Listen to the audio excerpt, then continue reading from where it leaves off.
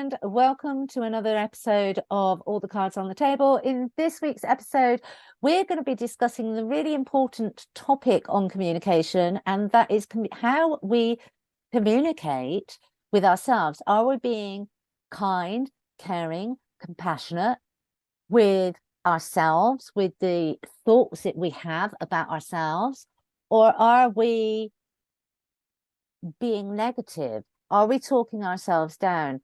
Are we not taking ownership of who we are and who we want to be? So without further ado, let's get into it.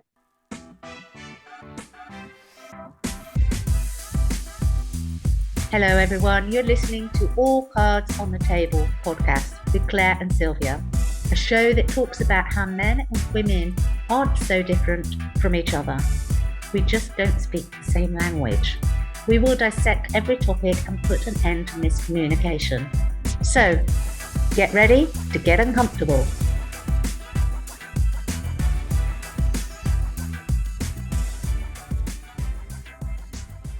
Hi, and welcome back. My name's Claire Attio. Hi everyone, this is Sylvia Yahaira. And as I said, we're going to be communication with ourselves this week. Communication with ourselves. Now, I love this one. This is the one where I say, turn up the volume, turn up the volume. And I'm talking about that internal volume, those subconscious conversations that we have where we really have a negative Nancy or a negative Norman twittering away in the background, chipping away at our very essence in lots of ways, but our confidence, our self-esteem, our self-worth, our self-value. It's a really important topic, and yet we don't talk about it enough. No, we don't.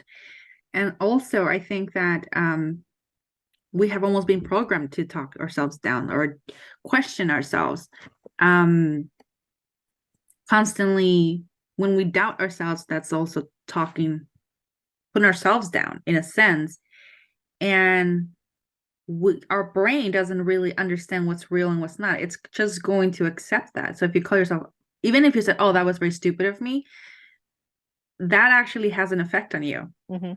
And so I always tell my kids, don't call yourself stupid, period, because your brain will not know the difference between, positive and negative talk. It just believes what you say, and the mind is very powerful, so it believes everything. I mean, you can see it even in some people where they're like, who does he think he is? But he believes it's something, and he's or she shows that, right? Yeah. That confidence. Mm-hmm. They believe that. Yeah.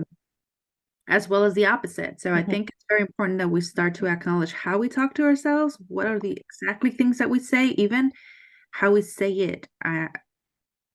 I think one of the big ones I always keep hearing from a lot of people is, I'm just not good enough for that. Or that was very stupid of me. Or things like that, like, oh, I'm an idiot. Yeah. And I always think, like, don't ever say that. Don't ever say that, because the brain, your mind will believe it. Well, I think from my perspective and what I've observed is the education system is such that we don't value natural abilities. We don't value anybody's abilities, skills, intellect, unless there's a piece of paper with a lot of letters behind it saying, oh, I've passed. Oh, I have I'm a postgrad, or I'm this. And those things are important. Don't get me wrong. I'm not saying they're not. But I think we need to put equal value on somebody who's really good with their hands, or somebody's really good with the earth and the knowledge that they have in being able to do that.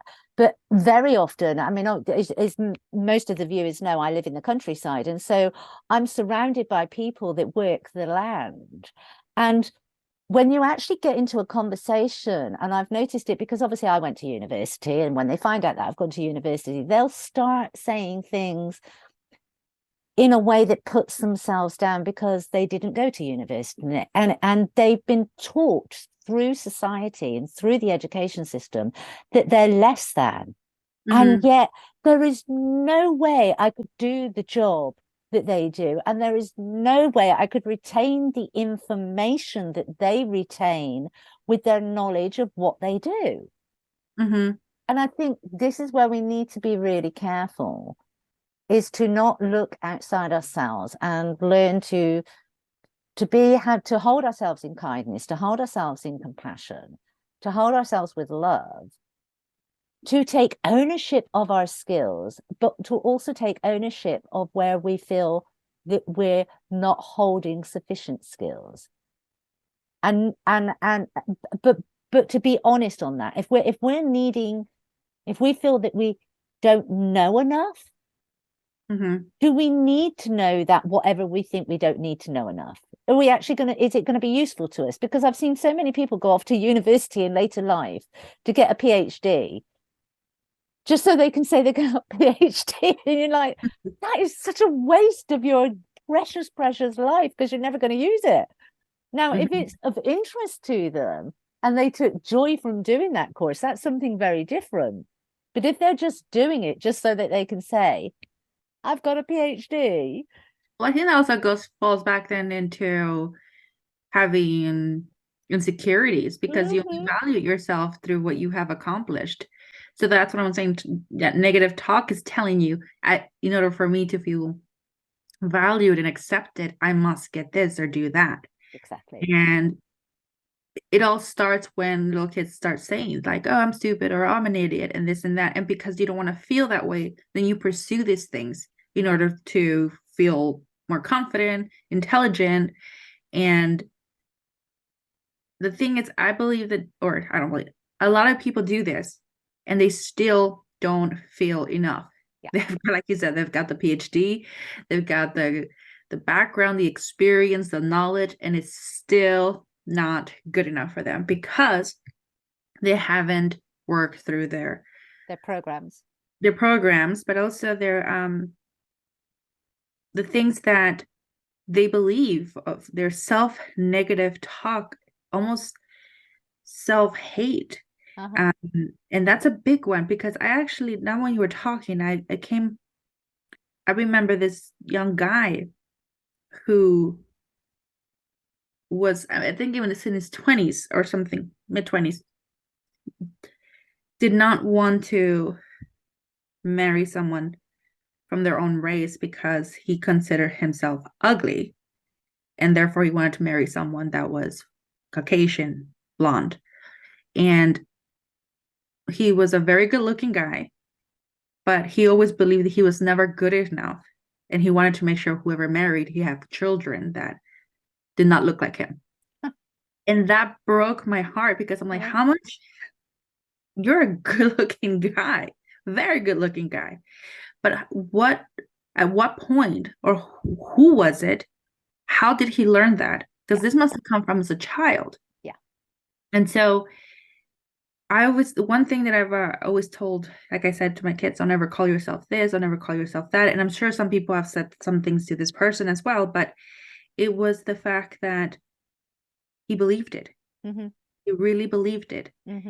And again, well-educated, well-mannered, didn't feel like he was worth anything.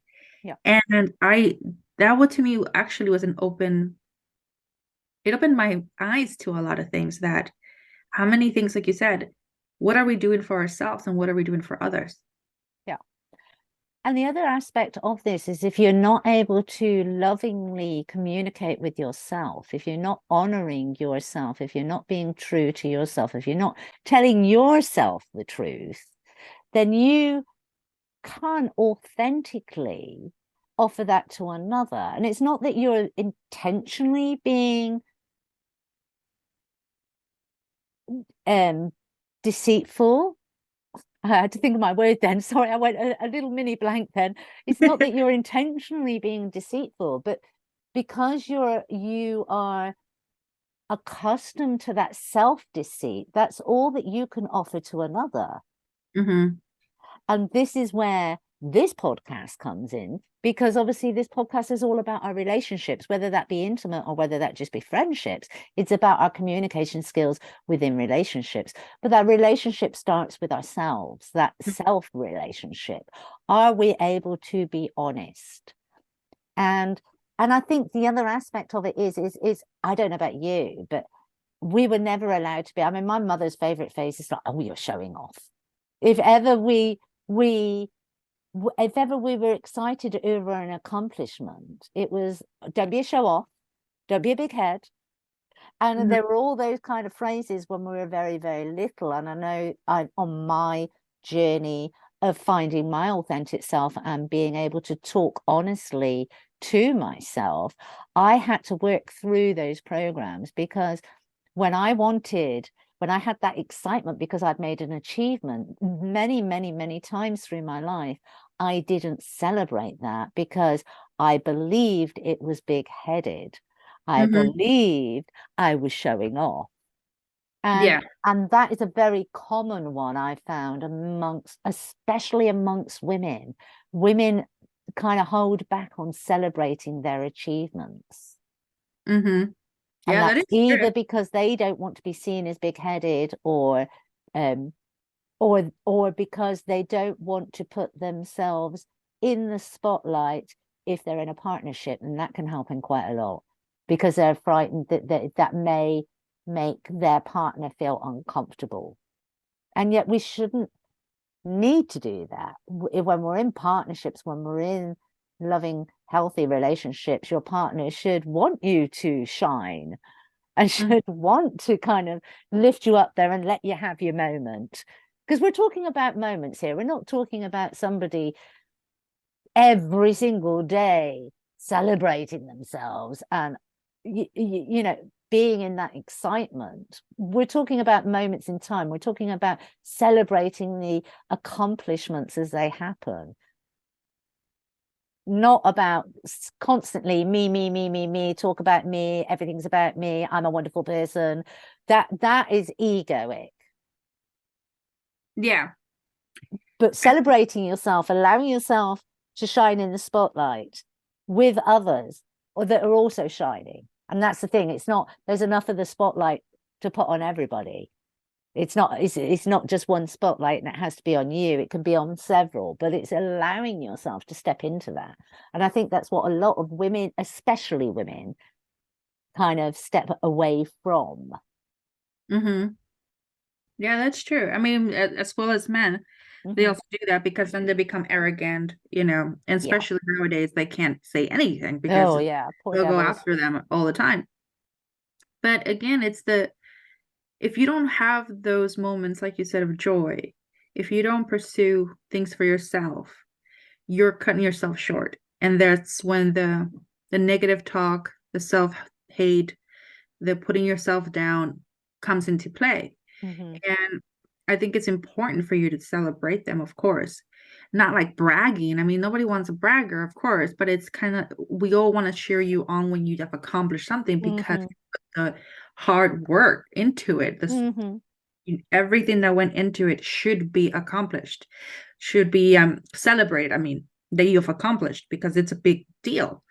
Um, but like you said, we don't do that enough. And I think we have we went from a period of me, look what have I can come, and everyone turning on them Mm-hmm.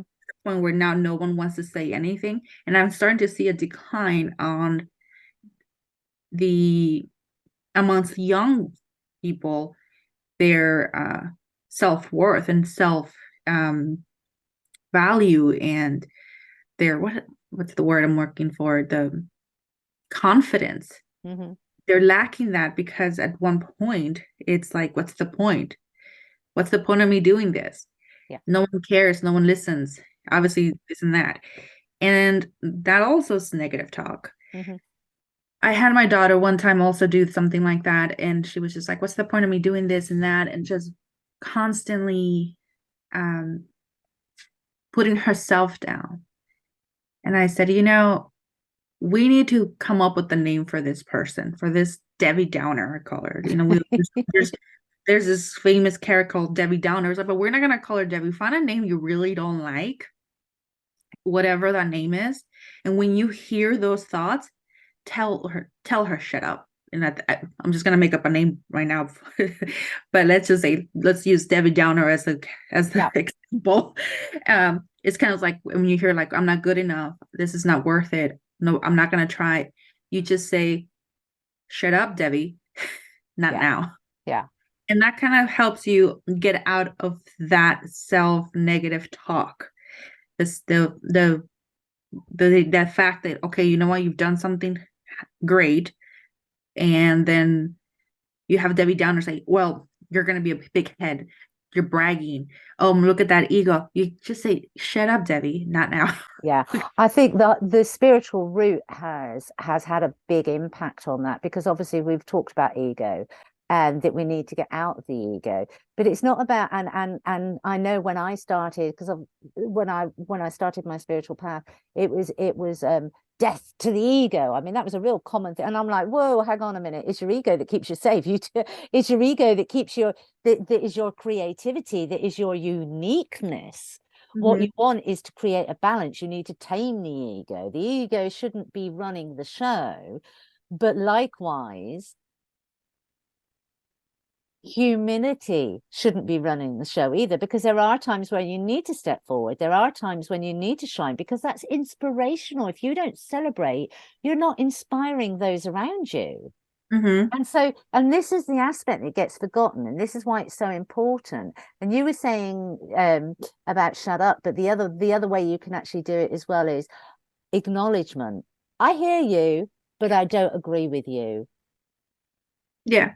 And so you're acknowledging that your subconscious self, that I mean, we always used to say the devil and the angel sitting on the shoulder, didn't we? I mean, or I did anyway when I was a kid. That's what I kind of grew up with, the devil and the angel kind of cartoony thing. And the little devil was the one that tried to get you to do all the things that you knew you shouldn't do, but it was also the little devil that would talk negatively to you, and the angel would be talking, beautifully to you with the compassion. So that was the analogy that I kind of grew up with. But so it's just getting the balance, so they both sit there and you listen to both, but you make sure that they're in balance. You allow yourself to shine when you are supposed to shine, and you pull back when you are supposed to, when you know you kind of stepped over that line of balance in the ego, and you're like, whoa, hold on, that's very egotistical, bring that back. And so Mm-hmm. it but you can only do that by listening, which is what takes us right the way back to the beginning, when with the phrase turn up the volume, turn your internal volume up on your thoughts, because you can only bring balance to yourself and the way you communicate with yourself if you actually listen to what your mind is chitter-chatting about on a subconscious level consciously. Mm-hmm. Positive, obviously. Positive thoughts. Yeah, both of it. If you have to hear the negative to know it's going on, to then be able to change it. If you're not I think that listening. people will, if we say, I think sometimes when you say like that, then some people, especially when they are going through depression, it's easier, and those words are much louder than Mm-hmm, the positive mm-hmm. ones. So I think we need to be a little careful right there, just for that reason alone, because those words are much louder than the other ones. So when you turn up the volume, make sure it's the positive, not the negative. Of course, we need both as a balance, but the self talk or the self negative thought, it's what's really bringing our vibrations down, really Mm-hmm. bringing our energy down. It actually has been known to cause sickness, to cause headaches, to cause coming with the flu, just from pure thoughts. I Mm-hmm. mean, it's proven fact now.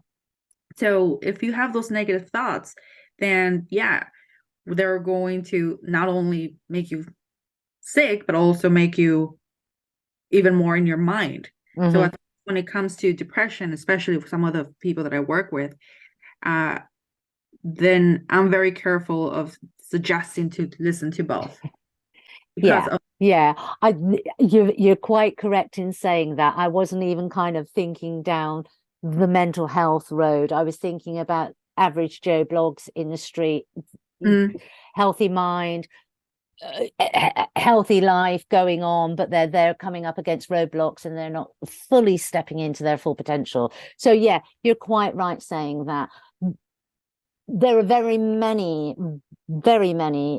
successful people out there that when you start to talk to them, when you start working with them, at their core, they have become successful because they are running a program where they're not good enough.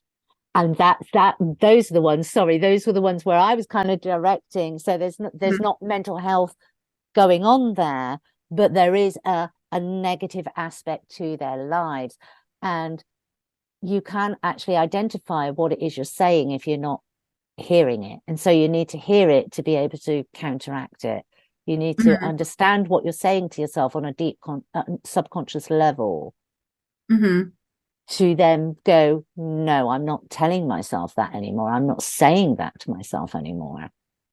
Yeah, correct. Yeah.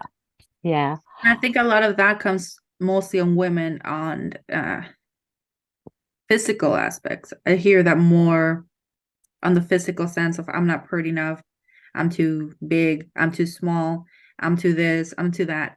Uh, I mean, especially among young girls, it's they don't feel they're pretty enough because they don't fit this agenda. And I'm like, well, who are you listening to? So you're not listening to yourself. And well, I have this, you know, broad shoulders and I don't like them, so I can't wear this. I'm like, okay, don't listen to that. And Mm. that's why Yeah. I would say just don't listen to that because Mhm. you are going to believe it, Yeah. even if it's not true. Hmm. You're going to believe it. And I'm saying from experience because when I was a young girl, and now that I think about it as I'm older, I was so skinny that people would make fun of me that I was so skinny. Hmm. Hmm. And in my head, I still felt big. Yeah. I still felt big because I was listening to not other people, actually. I was listening to myself calling myself fat because no one would had it. I mean, I was too skinny. No one ever did that. But I told myself I was too Hmm. fat and Hmm. that I need to be skinnier. And in the 90s, if you know, everyone was a petite, tiny Oh, little it was thing. dreadful, wasn't it? It So was it was so like unhealthy. it was very unhealthy. And so Hmm. you're I'm thinking like, oh my God, I have a belly. And then I was flat. It was like, but it was that again, like that self negative thought. Hmm. I wish I could just gone quiet. Let's be Yeah. quiet. Just shh. Yeah. Um, but again, like you said, listen to those and where are they coming from? Yeah. Where are you listening from? Like those negative thoughts. And tackle them one by one.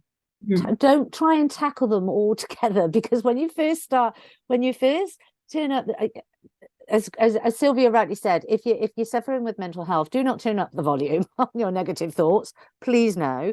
But if you're not suffering with any mental health issues and you know that you've just got some blockages going on there, turn up, listen to yourself, write them all down, but only choose one to tackle at a time. Master that one, reframe that one so the mind on a subconscious level doesn't go back into its old program of negativity. It is in a positive. And everybody says 21 days, but I don't know about you, Sylvia, but I've found that 21 days isn't sufficient to change a program on a longevity. It changes the program and it can last for a year or two. But I'm finding with the work that I'm doing, it's not changing it for the rest of your life. There are other things that need to be brought in. So, because anybody who kind of have studied the positive affirmation phenomenon, they would actually say you do the positive affirmation for 21 days, you reprogram the mind. But I'm finding there has to be healing in there as well. You have to find that root cause and remove those roots completely by doing a lot of reframing work, really reprogramming the inner child to be able to have that longevity for the rest of your life, that you never go return to that pattern again in that one aspect. Take one at a time and just work your way through them. Work your way through them. Yeah, absolutely. That's great that you brought that up, because the 21 idea, I don't know who came up with that. It doesn't work. It has, because you're focused on a time, and if you're not seeing any results, you're only going to frustrate yourself, and you're never going to tackle it again. Mm-hmm. And I always tell my clients that same thing. Is like, forget about those 21 rules. Whoever wrote that, it's no. If it's worked for someone, great. Obviously, whatever works for you, good. Mm-hmm. But for the rest of us, it has never worked. Yeah. But when you said something about affirmations, something clicked. And this is something that I've actually haven't really talked about, but I think we need to talk about too, because we see so much now out there about affirmations, and wake up and do your affirmations, and wake up and do this. Your affirmation for today is this, and I am a girl, blah, blah, blah, and I'm wonderful and I'm powerful. But I've noticed, at least with my clients, they don't actually believe that. They think that if they repeat it as many times as they repeat it, they think if they have all these little post-its in their mirrors, they think that if that's what's going to change. And I keep telling them, no, you're going to have to face the ugly Yeah. to Yeah. heal. All those, you're right, all those things, they do have a benefit because you're reprogramming the mind. But your mind, once you take those away, will go back to its preset if you don't change the preset, which is that root cause, that, as Sylvie said, the ugly. You've got to go in, you've got to face the ugly, and you've got to go, okay, how are we going to turn the ugly? How are we turning this ugly duck into a beautiful swan? And that's what reframing is. And it's not going to be any time soon or fat. It's going to take a lot of you to know where it came from. I want to say something like, in the tense, we had this one. I had one client that said, I'm not smart enough for this. And I shouldn't go back. I'm just going to be a manager at a retail store because I'm not smart enough for this. And I was like, why not? I mean, like, what makes you believe that? And it's like, well, I didn't do good in school. I'm not a good person. So once we got through all of that, we were like, you must have read it somewhere. You must have not understood something. Let's find out what happened. Yes. So even though she did the affirmations and everything every day, she's like, I don't believe in that, because she really had it rooted in her. And it turned out it was a teacher that told her she's not going to amount to something. It's so good you're pretty, so you can marry and go off. Ooh. Broke when we found out, when I found this out, I just, oh my God. So she, little, or not little, young girl. Yeah. She believed that. Because this is because an influential person that knows told her. And so right after that, I think I went on and did a posting on teachers, like, teachers, please be careful what we say to our students. Please be careful. You have no idea the damage that you can do to a child. And children, don't listen to your teachers when they say something negative. They're not always right. No. I gave plenty of examples, and you see successful people who have done so much greatness, regardless of what these educators have done. But I had been working with her for 2 years, and she has done everything. Read the self-help books, have done everything. And she really thought, I'm not getting because I'm not smart enough. So until we had to face that, sit down and find out where that came from. And then we had to go from each year. Okay, what happened in this year? Talk about this. Let's get to that point. She felt relief. I mean, like, look at everything you have accomplished. Just like you said, you need to celebrate your accomplishments, because that way you can see how far you have come. Yeah. How much you have achieved.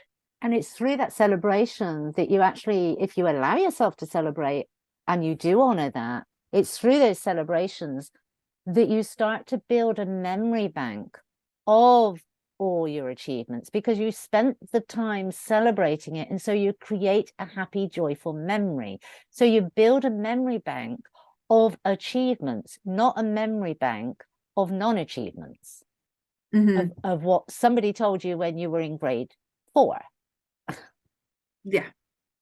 And it was beautiful how you said that, because there are so many very successful people out there that the drive comes from the fact that a teacher told them they wouldn't amount to anything, and they go into, I'll show you.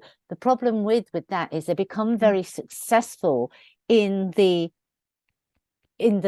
physical world, the physical life, whatever it is. They have the house, the car, but they don't take any joy, because on an inner level they still believe what that teacher told them. They Yeah. still feel they're proving something to someone, And so they don't get to enjoy it. yes, there's actually a really good coach. I'm not what's it called? Promoting his stuff or anything like that, because there's some things that I still believe he needs to work on. But very successful, became, like you said, from nothing. Use that example of I'll show you. Became very successful, does everything. He's done marathons, some really hard ones. He was a Navy SEAL.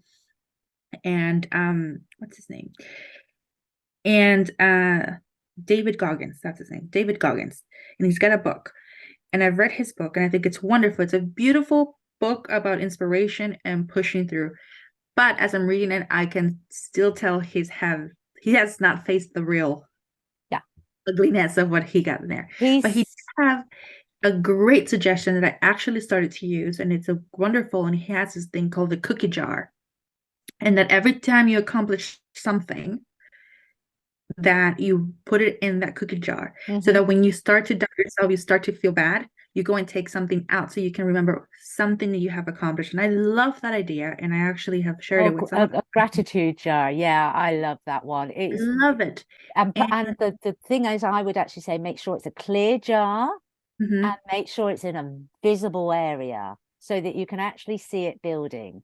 So when you're walking past it, if you're having a bad day or you've had a really rough call, because so many people work from home now that they don't even have a colleague to kind of offload on. So you have a rough call, you walk past your gratitude jar, or as Sylvia said, cookie jar, and you see it, and you see how much is in there. And that instantly gives you a balancing act of the negative. It balances it out instantly without you taking it in energetically. That's brilliant. Yeah, it is really good. So yeah, that's I think that's like you said, it's great that we have those I will show you moments, but we still have, because a lot of the clients that we do have that are successful, there's still so much self-doubt. There's still so much. And until you get to that point, kind of like with this client, when she realized what happened, that was what actually changed her. It was that moment. And we had to do this type of meditation and a little more work with her, but she finally understood. And I said, you're not that little girl anymore. You're not that person. And he's nothing to you. I mean, he doesn't pay your bills. He doesn't do anything for you. Why are you valuing this person's opinion? Yeah. So that's also what we need to look into. Who are we listening to? I think it's very important. As well as when I was talking about the young man who thinks he's absolutely ugly because of the way he looks and the way where he comes from. That self-hate, it's find out the achievements of your people, find out the achievements of where you come from, find out about your culture, find out who you are, so that you can be strong and be proud of where you come from. My advice to this young man would be, find out how successful your ancestors have been. Find out what they have accomplished. Find out your roots. Find out who you are and own them. Be proud of them. Find out each culture has so many beautiful achievements. I'm sure everyone will find like this person did this person did that, and you're part of that lineage. Be Mm-hmm. proud of that. We all have something to contribute. We all are beautiful. We all have beautiful things to offer, but we can't let that part of, oh, I don't come from something or amount to something get to us, because we need to stop that self-hate, self-doubt, the negative talk. And like it for right now, for my daughter, it's been working with the finding the Debbie Downer name. It's like, just be quiet. Yeah. And for her, it was like, be quiet, because, of course, whatever works, like you said, I hear you, but no, as well, whatever works for you, Yeah. I think You it's find great. you find we give you ideas. That's the thing of the podcast. We bring subjects to your attention and we give you ideas, but you need to just check in with yourself. What's right for me? What's going to work for me? And try different things. Don't get fixated on so and so said that I need to do it this way. If you get an inkling that you need to do it another way, do it another way. Try it. See if it works for you. See if it speeds it up. We're all unique.